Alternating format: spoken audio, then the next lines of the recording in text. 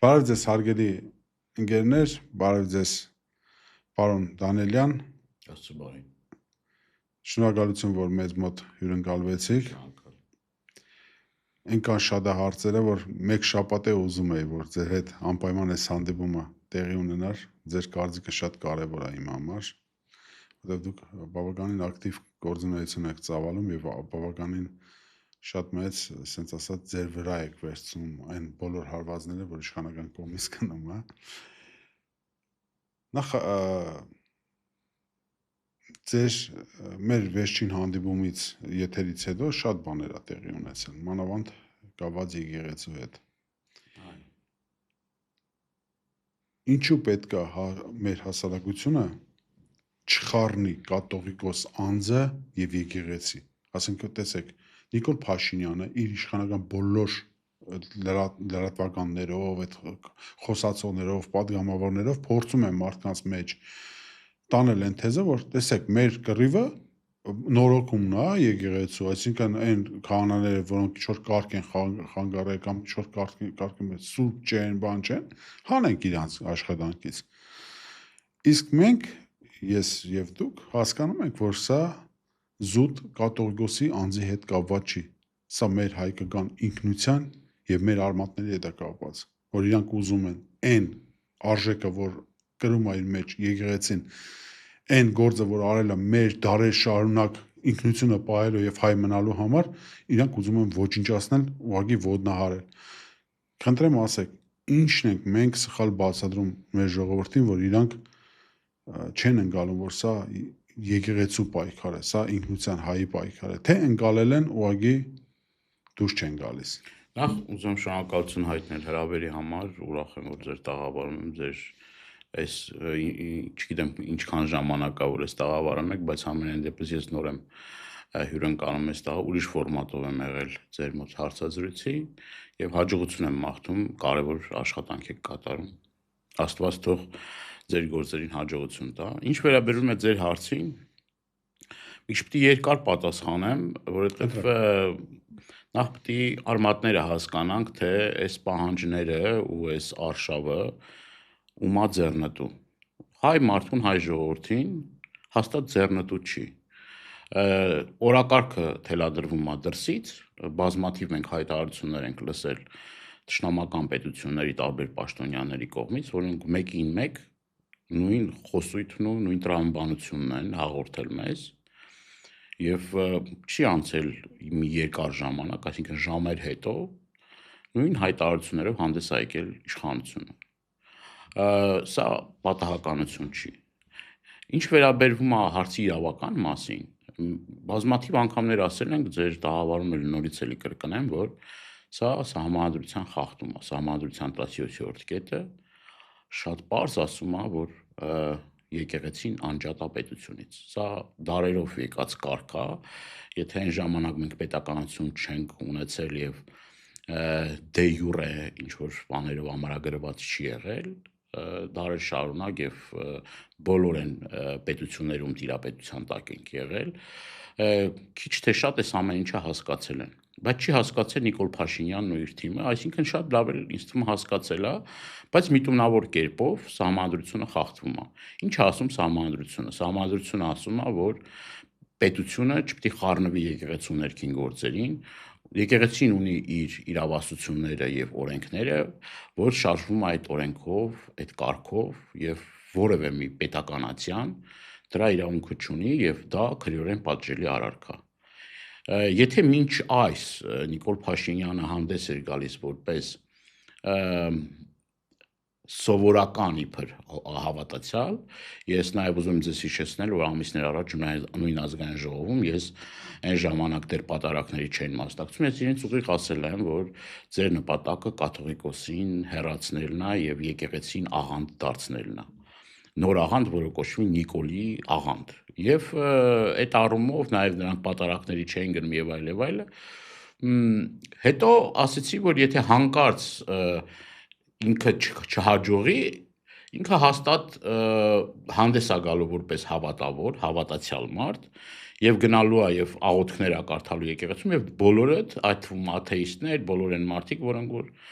եկեղեցու հետ առհասարակ կապ չունեն եւ այս տարիների ընթացքում են երբեք իրենց պատարակների եւ այլ միջոցառումների եկեղեցական միջոցառումների չենք տեսել որևէ պարագայում, իրենք գնալու են եւ հավատարմության երդում են տալու Նիկոլ Փաշինյանին։ Եվ արդեն որ սկսվեց այս արշավը,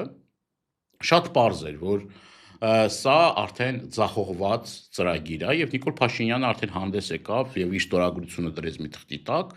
դրանով իսկ փաստելով, որ ինքը անմիջական մասնակցություն է անենում։ Այդ թվում նաև ԱԱՑ-ին հորդորելով, ասելով, հորդորել գիտենք, չէ՞ ոնց նա։ Դե ԱԱՑ-ին կանչում է, ասում է՝ գնացեք եւ ուղիղ միջամտեք եկեղեցու գործերին։ Պատարակի տրամաբանությունը զեղչեք, ինքը պետք է որոշի պատարակի ժամանակ ինչ լինի, ինչ երգեր ուզում դնել, դրոշեր ուզում դնել, կաթողիկոսի անունը զեղչի, Արցախ աշխարհի անունը զեղչի եւ այլ եւ այլ։ Սա ուղիղ միջամտություն է եւ սրբազաների սկսվեց սրբազաների ձերբակալությունը եւ այդ հալածանքները որ տեղի ունեցան, սա առանձին մի թեմա է, բայց համենայն դեպս այս ամբողջ մի տրամաբանության մեջ էր ամփոփեմ խոսքս, որպեսզի կարողանան պարակտում մտցնել եկեղեցում եւ եկեղեցին ոչ թե լինի աշխարհասփյուր եկեղեցի եւ հայ առաքելական Սուրբ եկեղեցին ոչ թե լինի աշխարհով մեկ սփռված, այլ լինի Հայաստանի եկեղեցի եւ Հայաստանի եկեղեցում ինքը կարգի իրեն սրտի հաճո որևէ մի հոգեվորական, որը հավատարմության երդում է տալիս Նիկոլ Փաշինյանին, եւ երբ որ հավատարմության երդում են տալիս Նիկոլ Փաշինյանին, անմիջապես մոռացվում է բոլոր այն հարցադրումները, պնդումները, իր թերթով գրված հոդվածները, այո, ինքը թե իրան ասելու է, հիմա ինչ չի, ինքն է կարգելու, թե իրեն ասելու են ինչ-որ աշխարհակական կենտրոններից, թե ով է իրենց սրտով որ լինի։ Դե միգուցե նաև ձեր ասած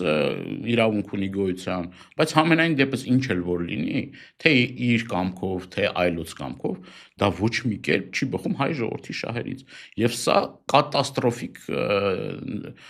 վատ ձևով անդրադառնալու է մեր պետության հիմքերի եւ պետությունը, բանը եկեղեցին այն միակ կառույցն է, եթե չհաշվենք այն անհամեստություն չլինի հայրապահական դաշնակցությունը որպես համաշխարհային կառույց, բայց դրա կուսակցությունը, իսկ եկեղեցին պարզ է, որ միավորում է շատ ու շատ մեր հայրենակիցներ, որ աշխարհի տարբեր երկրներում են։ Կարո՞ղ ասեք, ինչ է նշանակում Նիկոլ Փաշինյանի կողմից արված արտահայտությունը հետևյալը, որ հայ ազգը քրիստոնյա է դառել, մի օր արթնացել է, տրտատակավորը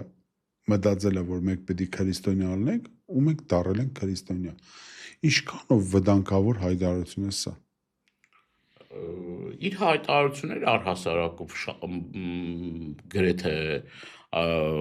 մեծամասնությամբ վտանգավոր հայտարարություններ են ուղղված երկրի պետության դեմ։ Այս հայտարարությունն էլ, չգիտեմ, էլի տգիտության արդյունք է, թե պատմության չիմացության արդյունք է,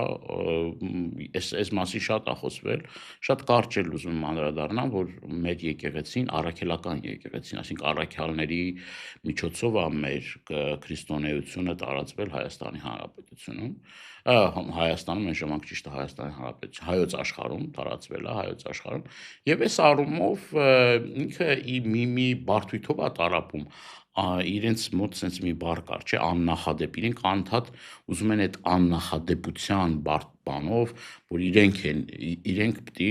որոշեն մենք ոնց պետք է ապրենք, ոնց պետք է աղոթենք, ոնց պետք է մեր կյանքը դասավորենք, իրանք նման ձև ասել։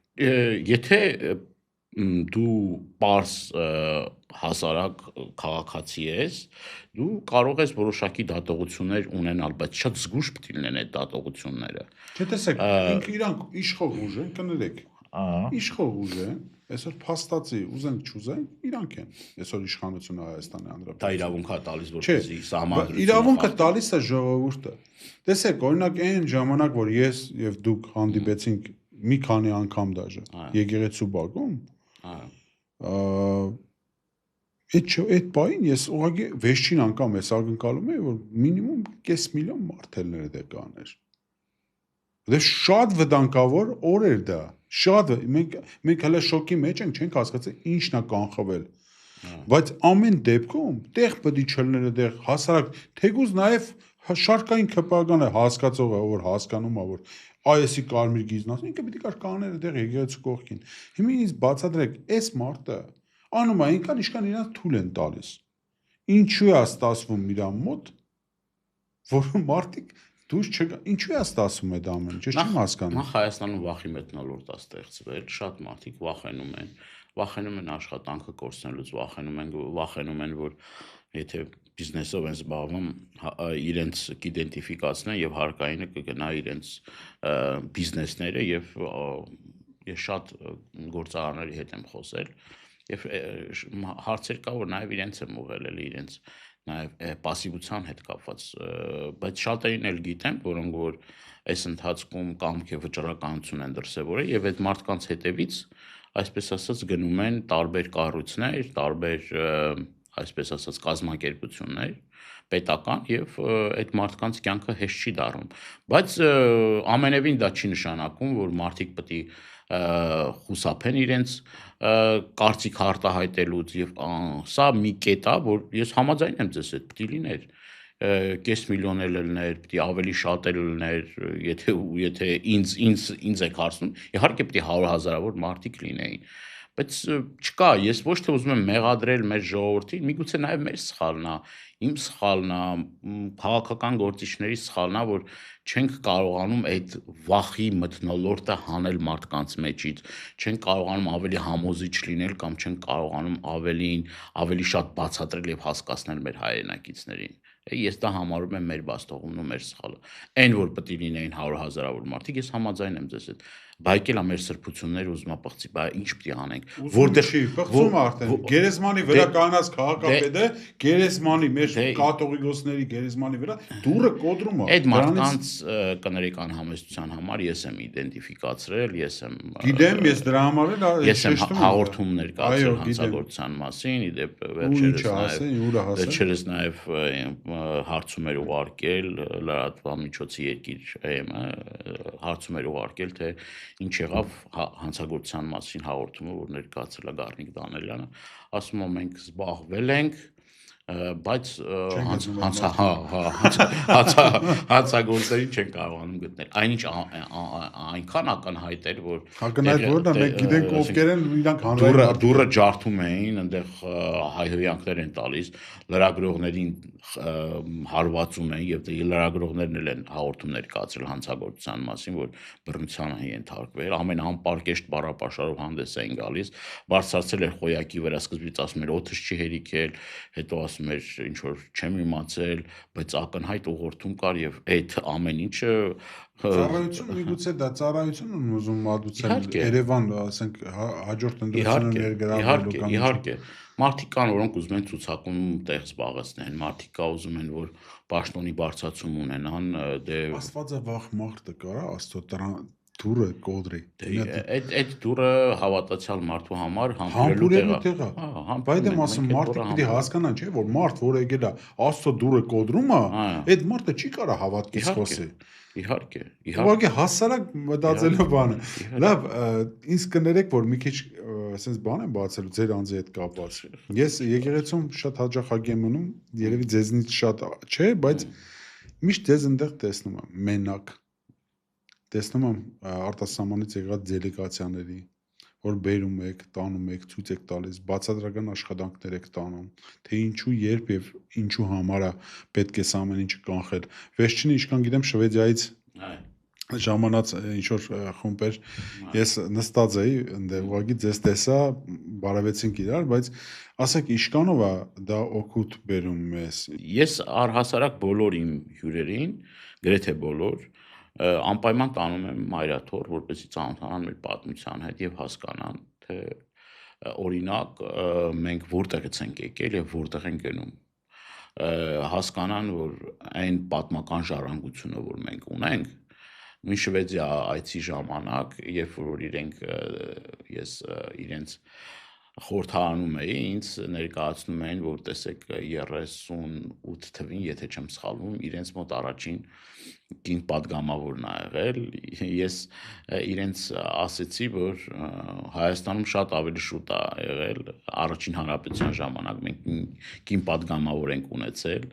եւ իրենք զարմացել էին ոնց այդպես բան կլինի բան եւ հենց որ մեր պատմությունը ներկայացնում էի իրենք շատ զարմանքով էին ճիշտ է լսել էին բայց շատ մանրամասնություններից տեղյակ չէին եւ ես ստանում եմ եւ ցույց եմ տալիս մեր պատմական ժառանգությունը ինչ որ կա եւ իրենք ապշում են իրենք զարմանում են իրենք շոկի մեջ են շոկի մեջ բառից բուն իմաստով շոկի մեջ են ոնց կարող է գիտենք որ ասում ա դուք հնագույն ժողովուրդ եք պատմություն ունեք, բայց այս կարգի իրենք զարմացած են։ Եվ մի այլ հանգամանք էլ կա, որի վրա ես ուզում եմ ուշադրություն դարձնել։ Մեր եկեղեցին ուզում են դրսում ներկայացնել որպես այլ երկրների հատուկ ծառայությունների սպասարկող մի կրոնական կառույց։ Այսինքն սրանք ով որ իրենց քննադատում է Եվ մինչալոց եկեղեցին այդ առումով զգուշել է, այնպես չի, որ ինքը բան է, քննադատում իրենք անմիջապես պիտակներ են փակցնում։ Այսինքն պիտակներ են կպցնում մարդկանց վրա, էս։ Եվ շատ կարևոր է նաև, որ մեր գործընկերները հասկանան, որ եթե իրենք օրինակ այլ կրոնական կազմակերպության գործերին խառնվեն կամ որոշակի բաներ ասեն, հաստատ աղմուկ կբարձրացնեն, չէ՞։ Բայց հայ առաքելական Սուրբ եկեղեցին այսօր ենթարկվում է հալածանքների եւ շատ դեպքերում ձայները չի լսվում եւ մեր խնդիրը հենց դա էլ է որ մարդկանց բացատրենք ներկայացնենք թե ինչ է իրականում կատարվում Կարանք մի հատ չգիտեմ էսի ասեմ թե չէ նոր դուք խոսում եք ես մտածում եմ ասեմ բայց պիտի ասեմ կարելի է ասել որ անգամ Թուրքիայի դիապետության գտնվելու ժամանակ մենք էսենց հալածանքներ եկեղեցում չենք տեսել Այսինքն ենիչարները չեն մտել եկեղեցու մեջ կդրտել ես ինչքան գիտեմ Ես մի օր Միքայել Սրբազանի հետ էի խոսում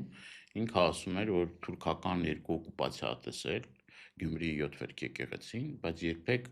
չի եղել մի պահ որ զանգերը չողողանջեն ժամերգություն չարվեն եւ այդ առումով նաեւ այդ օկուպացիայի ժամանակ նաեւ իր բնութագրմամբ երբեք չի դադարել հոգեվոր կյանքը այսինքն անգամ թուրքերը նվաճողները չեն փորձել միջամտել եկեղեցու ներքին գործերին սա իհարկե աննախադեպ բոլշևիկյան ժամանակահատվածում եղել են հալածանքներ եւ այլն Իմիջիայլոց ես վերջերս մի ֆիլմ էի նայում դոկումենտալ ֆիլմ էր որտեղ որ բոլշևիկյան ժամանակահատվածում այդ հալածանքների եկեղեցականների ինչ հիմնավորումներով էին այդ հալածանքները անում մեկին մեկ նման է այսինքն կարանք ասենք ԿՊ-ն բոլշևիկը մեկին մեկ նման է ես այդ ֆիլմը ձեզ էլ կուղարկեմ կնայեք տեսեք ինչքան նմանություն տեսեք մի քիչ եկեղեցական թեմայից գանք ավելի քաղաքական դաշտ ես կամաչեմ էլ ձեզ հարցնեմ ով է Թուրքիան մեր համար հաշվի առնելով թե որ կուսակցություն եք դուք ներկայացնում ինչքան եք տեսել ձեր ընդհանուր պատմության ընթացքում ձեր կուսակցական պատմության ընթացքում Թուրքիայի արտաքին գործերի նախարար Արարեց Հայդարություն որ ես մինչև հիմա շոկի մեջ եմ թե այսքան բացահայտ պաշտպանել չվախեցան իրանք ինչու ցելնելով Մարտիկ դա բրավոկ ասեն Հայաստանում, որ Թուրքիան կանգնած է ԿՊ-ի մեջքին ընդրությունների ժամանակ աջակցում է, որպեսզի Նիկոլ Փաշինյանը վերարտադրվի Թուրքիայի նախագահան արեց հայտարարություն, որը ես միշտ ասել եմ պարոն Դանիելյան, որ սերիական մարտասպանը քանի չի վերցրել մեղքի իր վրա եւ չի դատապարտվել դրա համար, ինքը ազատության մեջ, եթե տեսավ, որ որ ինքը սպանում է, արդարացնում է իր սպանելը, ինքը նորից սպանելու է։ Ես խնդրեմ մի փոքր մաս լսենք հայտարարությունից եւ ձեր կարծիքը այս հայտարարությունների մասին։ Հայ ավազակների աջակիցներին տեղահանելը ամենաճիշտ քայլն էր այդ տարիներին։ Էրդողանը հայերին մեղադրել է ադրբեջանցիներին կոտորելու մեջ ու նշել, որ իրենց արխիվները բաց են ճշմարտությունը փնտրողների համար։ Ey Ermeniler, varsa arşiviniz sizde açın. Այ հայեր, դուք էլ բացեք ձեր արխիվները ու թող պատմաբաններն ամեն ինչ ուսումնասիրեն։ Այսինքն փաստորեն դուրս է գալիս, որ մենք հայերս, պարոն Դանիելյան, մուսուլման, արդար մուսուլմաններին իրենց պետության մեջ կոդորել ենք, դրա համար իրանք ստիպված մեզ տեղահանել են, տարել են։ Ադրբեջանցիներին մենք ենք կոդորել, դրա համար Արցախյան պատերազմը ստացանք 20 թվականին։ Հիմա ինձ բացատրեք, իմ բանականության մեջ չի ընկալվում էս։ Հայերը կոտորել են, բայց այդ տարածքներում հիմա հայ չկա։ Հա, դե չէ, տեսեք, մենք դե գիտենք ինչա տեղի ունեցել, բայց այն մարդիկ, ովքեր բրավո են ասում Թուրքիայի հետ մերձեսմանը, եղբայր պետություն են ասում, նույն ժամանակ ռուսին անվանելով թշնամի, ես ուզում եմ հասկանամ, կարելի է ասել, որ մենք շատ վատ վիճակում ենք, պարոն Դանիելյան։ Հիմա դուք ասացիք զարմացել եմ, բայց ես ուզում եմ ձեզ հիշեցնել Թուրքիայի գլխավոր շտաբի հայտարարությունները 20 թվականից հետո, երբ որ Հայաստանում ստեղծվել էր մի իրավիճակ, երբ Նիկոլ Փաշինյանի իշխանությունը մազից էր կախված։ Դա հայտնի հայտարարությունն էր զինվորականների, դրանից հետո էլի այլ կառույցներ ու այլ կազմակերպություններ էլ միացան, իդեպ նաև եկեղեցին էլ հայտարարեց, որ պիտի հրաժարական տա, որովհետև ճգնաժամ էր ստեղծվել Հայաստան։ Այդ ժամանակ Թուրքիայի գլխավոր շտաբը հայտարարություն արեց եւ աջակցեց Նիկոլ Փաշինյանին, ասաց Նիկոլ Փաշինյանի մազը հանկարծ չծռվի։ Եվ հիմա Ֆիդանի հայտարարությունը, Հական Ֆիդանի հայտարարությունը դրա շարունակությունն է։ Ինչ է ասում Հական Ֆիդանը։ Հական Ֆիդանը ասում է, որ ի ուրախություն մեզ բավականին մեծ շանսեր եւ հնարավորություններ կա, որպեսզի Նիկոլ Փաշինյանի իշխանությունը վերարտադրվի եւ բացեբաց դիվանագիտական լեզվով դա բացեբաց աջակցության հայտարարություն է Նիկոլ Փաշինյանին։ Եվ եթե հիմա մենք դուրս գանք փողոց եւ հարցնենք մեր հայրենակիցներին, իրենք ում են համարում թշնամի, համոզված եմ 80% ավել կասեն Թուրքիան եւ Ադրբեջանը, որովհետեւ այդ պետությունը ինչի համար ենք մենք ասում որ Թուրքիան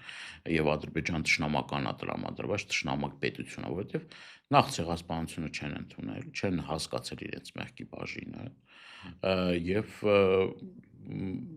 ժամանակին երբ որ Գերմանիայի կանցլերը ծնկի եկավ եւ ներողություն խնդրեց հрьяաների հոլոկոստի համար, ցեղասպանության համար, բավականին աղմուկ բարձրացավ Գերմանիան, բայց հետո հասկացան, որ դա ճիշտ քայլ է եղել, այսինքն ներողություն չի խնդրել, չի հատուցել եւ չի հասկացել իր պատասխանատվության չափը։ Հիմա դուրս է գալիս, որ այդ մարդիկ եթե չեն հասկացել իրենց պատասխանատվության չափը, իրենք նույն հանցագործությունը կրկնելու ցանկությունը եւ դա տեղի ունեցավ 20 թվականի պատերազմի ժամանակ, դա տեղի ունեցավ Արցախում էթնիկ զտման եւ ցեղասպանության այդ օրերին, երբ որ Նիկոլ Փաշինյանը հայտարարում էր, որ որևէ վտանգ չի սպառնում, ասում է։ Արցախցիներին որևէ վտանգ չի սպառնում, այդ օրերին մարդկանց գլուխներ էին կտրվում եւ իրենք ուրախ եւ երջանիկ նկարներ էին, սելֆիներ են անում եւ այլ եւ այլ։ Այսինքն թշնամական պետությունը իր պատասխանատվության չափը չի հասկացել։ Ինչա չի կրկնելու այդ ամեն ինչը։ Ինչա հիմա Ադրբեջանում չեն պրոպագանդա անում եւ իրենց դպրոցներում չեն ցույց տալիս, որ ինչպես պետք է վերաբերվեն հայերի հետ։ Այդ ամեն ինչը գնում է իրենց մոտ։ Եվ հիմա կներեք աջակցություն հայտնելով Նիկոլ Փաշինյանին, ինչ են ուզում, հոգեբանական ճնշում են ուզում գործադրել մեր ժողովրդի վրա, որ ուժեք Նիկոլ Փաշինյան, այսինքն իրենք նաև այս քայլերով փորձում են որը բացեբաց աջակցում են։ Եվ ինչի համար եմ ասում ամեն հայ ժողովրդի մեծամասնությունը դեմ այս դեմ է Թուրքիային եւ Ադրբեջանին, համարելով իրենք թշնամի պետություն։ Բայց տեսեք, թշնամի պետություն համարելով աջակցում է մեծ թշնամական պետություն, աջակցում է Նիկոլ Փաշինյան։ Պարոն Դանիելյան, ախր դուք վստահ եք նախ առաջինը, որ դրսում հիմա 80% կասի Թուրքիան մեր թշնամի պետությունն է։ Ես համոզված եմ։ Շատ լավ, ես Խոստանում եմ մի օր կհել եմ Երևանյան եւ ոչ մենակ Երևանյան փողոցներում հարցում կանեմ։ 30 տարի չեմ ասում բոլոր ժամանակներում, բայց դուք եղել եք, ձեր կուսակցությունը եղել է կոալիցիայի ինչ-որ մաս, իշխանություն եք եղել ամեն դեպքում։ Որտեղ եք դուք սխալվել, որ մեր հանրության մեջ նմանները աճել են, մեծացել են։ Որտեղ է ձեր սխալը, ըստ ձեզ Ես գտնում եմ, որ իշխանությունները սխալ են եղել ժամանակ, երբ որ ավելի խիստ դատապարտության չեն տարել, անգամ փոքր իսկ դրա մասին խոսքը։ Հիմա տեսեք, այն թյուր պնդումները, որ կա, որ հայերը իբր ապստամբություն են բարձրացրել, որևէ խնդիր չեն ունեցել հայերը Թուրքիայում շատ լավ ապրել են եւ այլ, դա գիտության դրսեւորում է։ Միշտ էլ հայերը հալածվել են Օսմանյան Թուրքիայում, հայերը չեն ունեցել հավասար իրավունքներ, անգամ քրդերի հետ։ Այո, զենք կրելու, զինստը եւ այլ, այտենց շատ նաև շատ այլ հարցեր ա եղել եւ դրանից առաջ եղել են Համիզյան ջարդեր, որտեղ որ էլի կոտորել են մեր ժողովրդին եւ հենց այդ առաջին աշխարհամարտի տարիներին Գալիպոլի ճակատամարտում, եթե չեմ սխալվում, նույն թուրքական զորքերում կռվում էին հայեր եւ այդ պատերազմի ժամանակ, ճակատամարտի ժամանակ շատ հերոսներ կային հայ, այդ հերոսներից մեկի անունը հիմա լավ չեմ հիշում, Սարգիս էր երևի անունը, եթե չեմ սխալվում Սարգիս էր անունը, հերոսական իր գործունեության արդյունքում թուրքական ուժերը ուրեմն հաղթանակ են տարել։ Բայց ինչ է տեղի ունեցել։ Այդ ընթացքում, որ հայերը կռվել են այդ պատերազմի ժամանակ, իրենց ընտանիքներին ջարդում էին, կոտորում էին։ Եվ հայերը բնականաբար այդ ինքնապաշտպանական մարտերը որ տեղի են ունեցել, որտեղ որ ինքնապաշտպանական մարտեր են տեղի ունեցել, շատ քիչ մարդ է զոհվել։ Նույն Մուսալերի հերոսամարտը, նույն Սասունում, տարբեր տեղերում, որտեղ որ մենք կռվել ենք, մենք շատ քիչ կորուստներ ենք ունեցել, որտեղ որ հայ ժողովուրդը հուլու հնազանդ ենթարկվել է Թուրքիային, տարել են դերձոր եւ կոտորել են։ Դուք նաև նկարներում Հիմա ուզում եք զուգահեռներ Հիմա ինչի համար եմ ես ամեն ինչ ասում, որ թուրք կարծիք կա, որ հայերը, գիտեք ինչ, հայերը Օսմանյան կայսրությունում եղել են ամենամտավորական, ամենաինտելեկտուալ, գիտեք որ բանկային համակարգում շատ կարևոր դեր կա 80% ճարտարապետության, սպորտի բնագավառում, իրենց տարրերը օլիմպիական չեմպիոնը առաջին եւ այլ, այսինքն այս շարքը կարող ենք շատ շարունակ, ամենալավ արհեստավորները, ամենաուժեղ վաճառականը, իդեպ նաև հիմա Թուրքիայի նախագահի նստավայրը որ կա, նույն հայի տունն է, չէ՞ եղել հիմա որ ինքը նախագահական պալատը որ կա։ Ու տենց շատ բան, ինչ են հայրին ունեզրկել են, հայրին ոչնչացրել են, ցեղասպանության են ենթարկել, եւ ոչ այդ փողն ապրիկ է։ Այդ հարստությունն էլ մնացել թուրքերին, մեր տներն էլ մնացել թուրքերին, ամբողջ այդ ժառանգությունը որ ստեղծվել է, դա էլ մնացել թուրքերին։ Այսինքն մենք պիտի գանք մի գաղափարի, որ ոչ փողը, ոչ հարստությունը, ոչ գանձը քո սեփականությունը չի միայն։ Այսինքն եթե դու ունես միջոցներ, պիտի հասկանաս, որ այդ միջոցներից մաս պիտի հանես պետություն ունենալու, որովհետև երբ որ դու մաս ես հանում պետության ծախսերին, այդ պետությունը մի օր պաշտպանում է քեզ։ Այսինքն դուք ունեք ընտանիք, ձեր տունը բան, բացի դրանից մենք ունենք իրար հետ օբշի մի հատ ընտանիք, մի հատ մեծ Այո։ Հիմա ասածս նա է, որ մենք կներեք, բայց այս խոսքը պիտի ասեմ, մենք երաշխավորված չենք, որ մի օր Ադրբեջանը կամ Թուրքիան չեն որոշի, որ իրանց կիսատ գործը պիտի շարունակեն։ Այդ ձայնագրությունը, որ դուք միացրեցիք, դա մի բանի մասին է խոսում, որ Թուրքիա, Ադրբեջան նպատակը մեկն է, իրանք ուզում են այս տարածաշրջանում հայկական գործոն չլինի։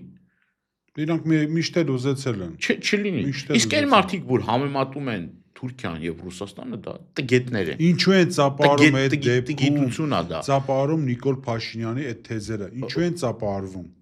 Դե որովհետեւ ինքը խաղում է ատելության վրա, ատելություն սերմանելու։ Ինչքան ուզում է ատելություն որոշակի նաեւ սխալներ, որ ինչ որ պատմական ժամանակահատվածում եղել են, տեղի են ունեցել, ես էլ կարող եմ շատ սխալներ ասել, բաստողումներ ասել, այդ դա օգտագործի որպես ատելության մի կողմին ներկայացնի որպես հայ ժողովրդի ճշնամի, մի կողմին ներկայացնի հիմա հակառակ բանն է, չէ՞ ստացվում դուրս է գալիս, որ այն մարդիկ, որ մեզ ցեղասպանել են, այդ մարդիկ այդքան էլ ոնց որ ցեղասպան չեն։ Հələ ասում պետք է հասկանանք, ասում հələ այդ անուն ազգանունները բան եւ այլն։ Մասն եմ ես ասում։ Ես ուզում եմ Մի հստակ հրյայի բերանից նման բառ կլսեիր, որ հրյա նման բան ասի, ասենք հասկանանք նրանք ինքը կդադապարվեր 7 պորտ։ Հիմա մի հատ ուղղակի ուզում եմ որ հասկանաք տարբերությունը ինչումն է։ Ես շատ գաղափարական ագասություններ ունեմ 3 նախագահի հետ էլ։ Բայց քաղաքական դաշտում, տեսլականի հարցում իրենց առաջ չարածի համար այսօր ես ինչու եմ իրանց մեղավոր գտնում, որ կա Նիկոլ Փաշինյանը։ Ես իրանց մեղավոր եմ գտնում, ամիջականորեն, որ ժամանակին չի կանխվել։ Դրա համար եմ ձեզ հարցնում, ինչու այս մարտիկ աճեցին։ Դուք իշխանությունը լինելով, դուք պարտավոր եք տեսնեք, որ թուրքը սերմա գցես դե։ Հիմա մենք էլի պետք է մի երկար խոսեմ, բայց հենց որ մենք պետություն ստեղծեցինք, մեր Հայաստանի Հանրապետությունը ստեղծման օրվանից բավականին բարդ եւ դժվարին ճանապարհ անցել։ Այդ պատերազմում մենք հաղթել ենք։ Արցախյան պատերազմը դա հաղթանակով պսակված պատերազմ է եղել։ Դրանից ունեցել ենք տնտեսական խնդիրներ, ունեցել ենք արդարության հետ կապված խնդիրներ, որ շատ դեպքերում մեր հայրենակիցները դժգոհ են եղել տարբեր համակարգերից եւ այլն։ Եվ այդ սխալները ոչ մեկ չի մի կողմ դնում, ասում գիտեք ինչ կա, բան ենք անում, էլի այս sense սխալներ չի եղել։ Եղել է,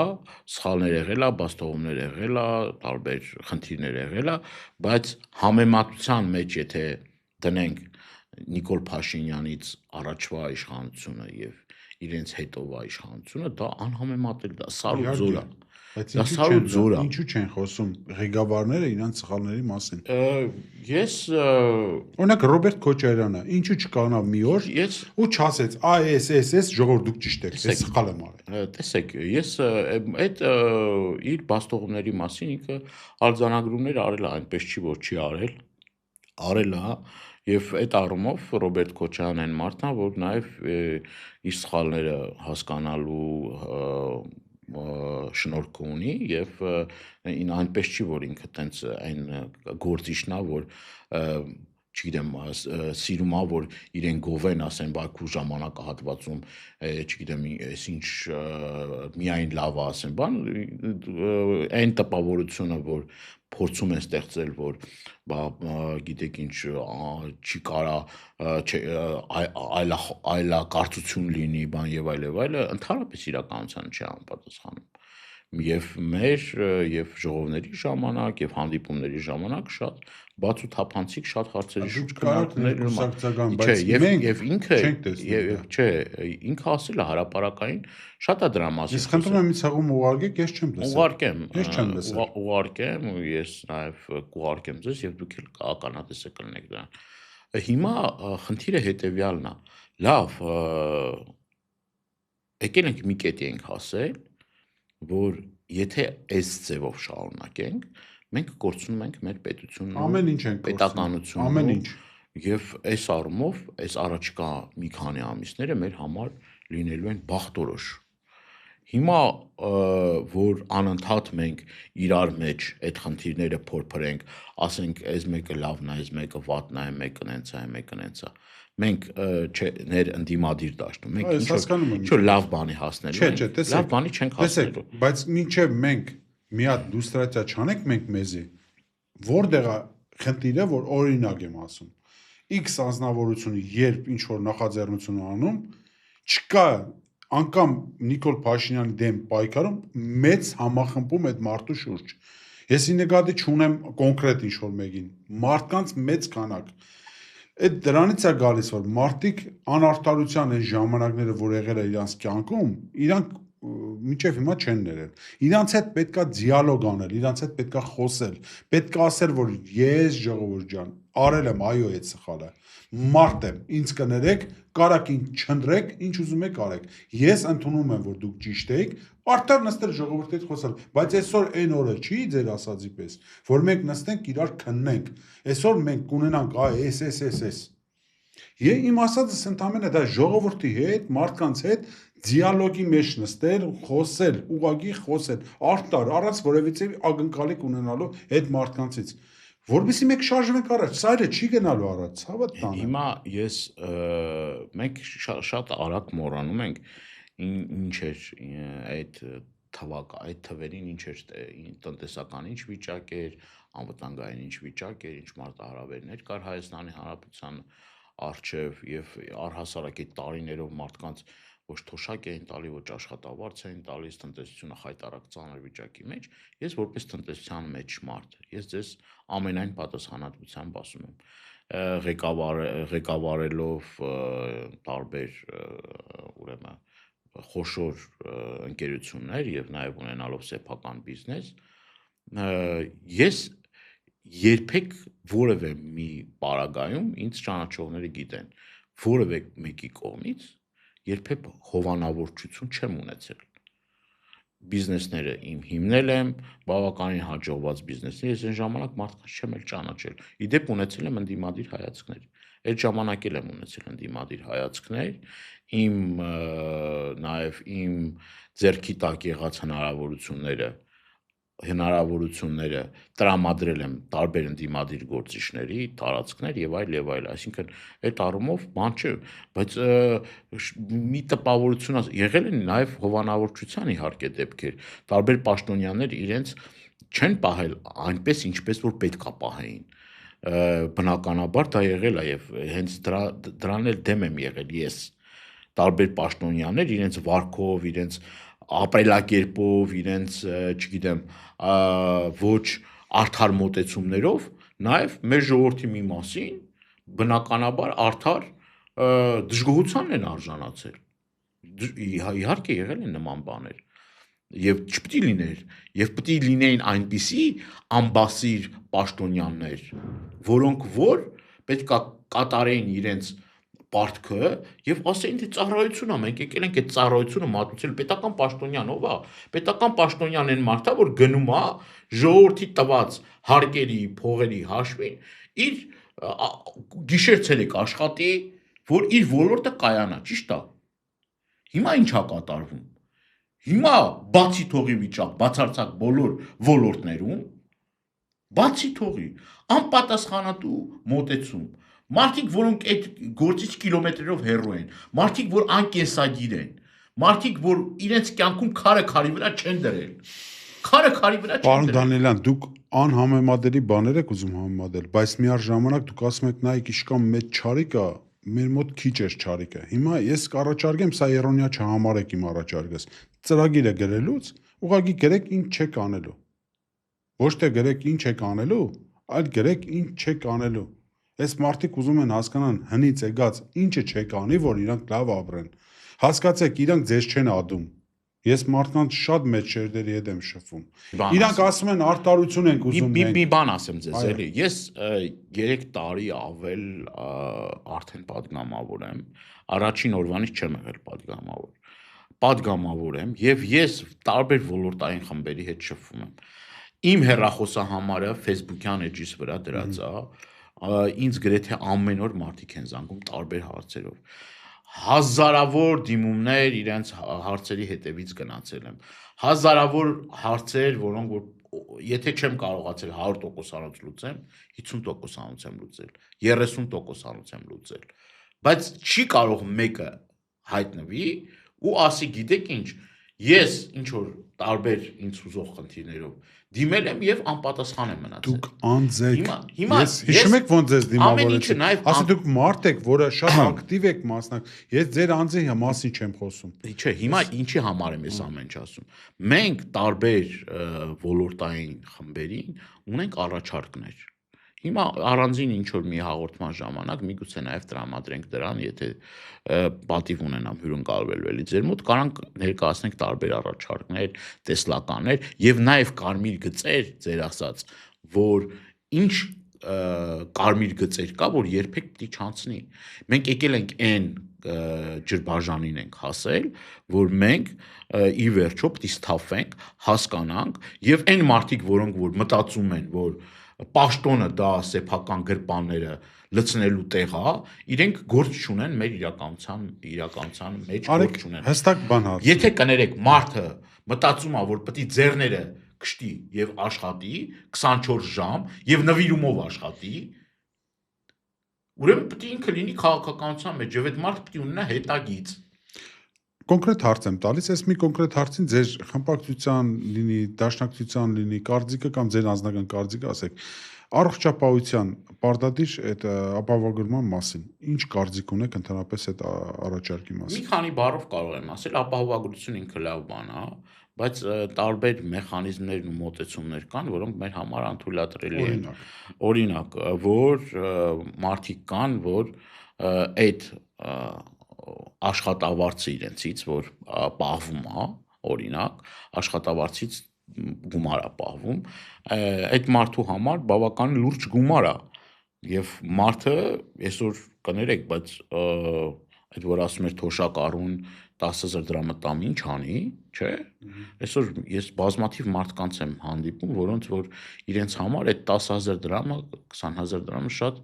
մեծ գումար է եւ այդ մարդը այս պայմաններում, այս կոմունալ, այս ամեն ինչի թանկացման բան, իր համար մեծ գումար է եւ պետությունը պոզիտիվ պարտականություն ունի, որ խոցելի այն խավերին, որոնք որ այդ հնարավորությունները չունեն, ինքը պետք է կարողանա ապահովել այդ մարդկանց առողջապահությունը, այսինքն եթե մարդը գումար չունի, ինքը չպետք է մեռնի։ Ինքը պետք է կարողանա առաջին բուժօգնությունը եւ մնացած բոլոր բաները ստանալ։ Այդ առումով շատ կարեւոր է, որպեսզի մենք կարողանանք ոչ թե վերջին կոպեկը մարդուց խլենք վերցնենք, ասենք դե մի հատ ապահովագրության համար փող դու, մի հատ ապայի փող դու, մի հատ այս սրանց փող դու, մի հատ գույքահարկը ավելացնենք, մի հատ կարմիր գծերը թանկացնենք, մի հատ Հիմա չեն ուզում էլի տալիս եք այդտեղ։ Հիմա էլ այդ բանը հեղուկ գազը, չէ, դարձել են այդքանասին բենզին հեղուկ գազը դարձել են 350 դրամ, նման բան տեղ չունեցել։ Այսինքն ինչի համար եմ այս ամեն ինչը ասում, որ մարդը աշխատավարձը, գումարն ու իր այդ ծախսերը իրար հետ չի բռնում, ոչ մի ձև չի բռնում։ Եվ դրա համար Սա տնտեսական աճի մասին է խոսքում, պարոն վարչապետ։ Դե դրա համար տնտեսական աճից են խոսում, պետության պարտքը արդեն պետական պարտքը դարձել է 15 միլիարդ դոլար։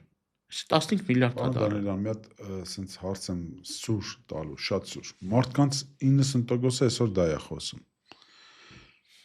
Աշխատավարձի պրեմիաները, որ վերջում տվեցին 3 միլիոն։ 2 միլիոն 300,000 ինչ որ հարգահանած, այդ բանը հանած պատգամավորներին։ Իրանց պահով դենտեղ արդեն տասնյակ միլիոնավոր դրամներ էին։ Հարց էին տալիս, հենց ընդդիմությանը, ինչի չբոյկոտեցիք դուք այդ փողը մեկ, երկրորդը, եթե կարելի է, էլի, դուք լինելով գործարարու մարդ, ապահովված եք որոշակի չափով գումարայինով։ Ես հիմա բիզնեսով չեմ զբաղվում, իմ ընտանիքն է զբաղվում, բայց կապ չունի։ Հա, ուղղել եք ինչ-որ մի բարեգործականի, թե ձեր անձնական եք թողել։ Անցած անգամ էլ լրատվամիջոցներից մեկ այդ հարց տվեց, մեկ անգամ եւս ասում եմ, ես եւ իմ գործընկերները այդ գումարը ուղղել ենք սոցիալական ծրագրերին եւ մինչեւ այդ էլ արվել շատ ու շատ մեծ գործ արվել, բայց այստեղ կա մի հատ բարոյական մի հատ կողմ կա։ Հիմա եթե մենք տարբեր ընտանիքների, տարբեր սոցիալական ծրագրերի աջակցում ենք, հիմա ինչ անենք, այդ մարդկանց նկարենք տեսախցիկների արժեք։ Չէ, չնկարեք, օրինակ դուք հաշվետու եք ձեր ընտրողների առաջ։ Ես օրինակ ընտանիքներ եմ մտնում, տարբեր, չգիտեմ, հիգիենայի ձեր անձի մասին չի խոսքը։ Դուք նույնը նաև իմ գործընկերները։ Տանում եք այդ ամբողջ գումարը, տալիս եք ինչ-որ մեկին։ Նույնը նաև իմ գործընկերները, նույնը նաև իմ գործընկերները։ Տարբեր ընտանիքները ես որ ասեմ, ոչ թե դա հարյուրներով է, դա հազարներով է։ հազարավոր ընտանիքներ Արցախից բռնի տեղահանված, մեր ընտանիքները, մեր որդեկորույս ծնողներ, կներեք, ասեմ ձեզ, որդեկորույս ծնողներ, երեխաներ, որոնք որ զրկված են խոցերի մարդկանց եւ նաեւ շատ կարեւոր մի հանգամանք էլ կա։ Այդքան որ խոսում են, չէ՞։ Գիտեք, որ ես ակտիվ զբաղվում եմ քաղբանտարկյալների Այո, ձեր ակտիվության հետ Չէ, ուրիշ բան եմ ասում, Իհարկե։ Մեր տարբեր ընկերներ եւ ոչ ընկերներ հիմա անազատության մեջ։ Այո։ Որևէ մեկ հարցնում է, այդ ընտանիքները ոնց են ապրում։ Որևէ մեկը հարցնում է, ինչ հարցեր կան, ինչ խնդիրներ կան, երեխաները, ընտանիքի անդամները, ծնողները, շատ ու շատ այլ հարց։ Ինքն գիտեք ինչ կա, ամեն ինչ չի որ պետք է բան անես, էլի, դա այն հարցն է, որ շատ կարելի է ուղղակի ասել, օրինակ, մեր խմբակցությունով մենք որոշել ենք, որ դա մեր սեփական ընտանիքների համար չի գնալու։ Ուր ենք ուղղում, դա մենք գիտենք։ Օրինակ չասել տարանք այսքան հայտարարություն արվել դրա մասին։ Հայտարարություն արվել դրա, բայց մարդիկ կա չեն ուզում այդ հայտարարությունները տեսնել։ Այդ հայտարարությունները ասվում է, բայց կրկնում եմ, ես կատեգորիկ դեմ եմ, որ կարաս որոշակի գծերով ներկայացնես, որոշակի գծերով, բայց այն որ դու բերես մարդուն տեսախցիկի առաջ, չէ, աստվածաշնչյան բանից ելնելով, դա իհարկե։ Իդեպ մարդիկ կան, որոնք որ օրինակ եմ ասում, իմ արած որևէ մի գործ, ինչ որ մի բարեգործ։ Ես կարամ լուսաբան։ Չէ, ինչ որ, ինչ որ դա իմ գործն է։ Վերջերս Օրինակ Արմեն Ալեքսանյանի տուն որ դուք գնացել եք, ես դրա մասին անմիջական իմացա ու լուսաբանեցի։ Ասեցի դրա մասին։ Դուք չեք ասող, շնորհակալ եմ։ Բայց տեսեք, վերջերս մի մեր հարգելի լրագրողներից մեկը պատահաբար ինչ որ մեկից լսել էր, որ մի արցախցի ընտանիքի ես չեմ ուզում դրա մասին շատ խոսել, ասել, բայց իմ տարածքը տրամադրել էի, ու մինչև անշահախնդիր անվարձահայտում, ինքը գրառում էր արել դրա մասին, որ պատահական տեսել է մի ընտանիքի, խոսել այդ ընտանիքի հետ, ժնգյալով հաց առել եւ խոսել այդ ընտանիքի հետ, պատահական խոսակցության ընթացքում իմ անունը տվել է, ասել է, որ սենց այդ մարդը գրառում էր արել եւ դրա մասին ինքն էլ էր զարմացել, ու չէր զարմացել, բայց դասմրխի չի ասել դա, չէ՞։ Այսինքն ես այդ առումով ամաչում եմ դրա մասին ներկայացնել, ասել։ Ես ինչ ասեմ։ Մարդիկ են նեղության մեջ են եւ մեր խնդիրն ու պարտականությունն է, որ մենք օգնենք, ինչով որ կարանք, ինչով որ ձեռներիցս գալիս է։ Իդեպ գիտեք կյանքը ոնց է։ Կյանքը շատ հետաքրքիր է։ Դու մի օր որ մեկին օգնում ես, վերև Աստված կա։ Ինչ որ մի պահի այդ մարդն է գալիս քեզ օգնության։ Բոմերանք։ Անպայման։ Այն ինչ որ ցանում ես, դա է հնձում ես։ Ափսոս որ մենք 30 տարիների ընթացքում շատ վատ ենք ցանել, որ այսօր հնձում ենք։ Եսի ամիջականորեն որպես հայ եղբոր եմ ասում։ Շատ տեղերում ես էլ եմ թերացել, դուք եք թերացել։ Այս բացիլները, որ աճել են այսօր մեր մեջ, պետք է ինչ-որ մի ձև առանց արունահեղության, առանց որևէ բանով մարդկանց հետ խոսալով, հասկացնելով, որ կարելի է մի հատ գրչի հարվածով այս ամեն ինչին վերջ տալ, գնում ես ճիշտ ժամանակին, ճիշտ մարդկանց քո ձայնը տալու դեպքում այդ մարդիկ կանում են ձեր ձայնի կողքը,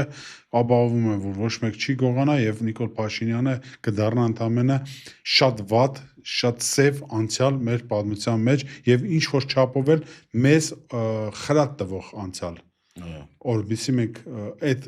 վատ օրերին հասկանանք, թե մենք ինչ չենք արել։ Ամեն դեպքում ես շնորհակալություն եմ ձեզ ասում նախ առաջինը ձեր ակտիվ գործունեության համար։ Թեկուզ եւ քաղբանդարգալների պահով անձամբ ասեմ շնորհակալություն, որովհետեւ իրոք հետևում եմ ձեզ, տեսնում եմ ինչ ակտիվությամբ դուք գնում եք, աջակցում եք թե ընտանիքներին, թե անձամբ բանդում եք գնում, տեսակցում եք, հորդորում եք, որպեսզի չընկղշվեն, ամեն դեպքում մենք մի նավակի մեջ ենք։ Մենք պետք է օգնենք, մենք պետք է երաշխավորություն, որտեղ երաշխավորություն կա, երաշխավորություն տանք, որպես պատգամավոր, որպես մարդ ինչ որ հնարավոր է պետք է անենք, որովհետև այդ իրավիճակում կարանք հայտնվենք յուրաքանչյուրս կարանք Խոսացեք հայտնվենք մարդկանց հետ, մեզ ձեր անձին չեմ ասում, ընդհանրապես դաշնակցությունը որոշել է ոնց է գնալու ընտրությունները։ Մենք մեր վերջին ուրեմն որոշումը հետեւյալ բովանդակության ա եղել, որ մենք մեծ ֆորմատներով կողմնակից ենք մեծ ֆորմատներով, մեծ կոնսոլիդացիաներ։ Այսինքն ոնց որ անցյալում Դաշինքային ձևաչափ։ Այո, հասկանալի է։ Ամեն դեպքում շնորհակալություն ձեզ, Աստված առաջ, հուսով եմ լավ անելու։ Շնորհակալ եմ շատ։